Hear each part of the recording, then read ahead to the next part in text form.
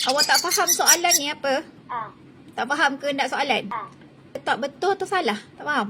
Untuk apa? Betul tu untuk apa? Okey, bagus. Betul tu untuk apa? Nak kulu bil fami. Tu maksud nak kulu. Kalau tak tahu nak kulu pun awak tahu dah akala ni apa akala?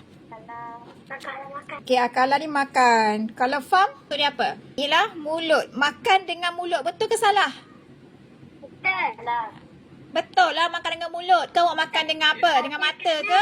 Tengok nombor 2 pula. Nashumu. Nampak ni. Shummu. Shummu ni maksudnya mi bau. Bau dengan apa? Bil anfi. Apa dia anfon? Belajar darjah 1 darjah 2 ni. Hidung. Betul ke? Kita bau dengan hidung? Salah. Salah, khata. Gitu. Jadi soalan ni awak kena tahulah maksud dia apa. Oh, boleh jawab. Kalau tak tahu maksud macam mana nak jawab? Betul tak? Okey. Faham?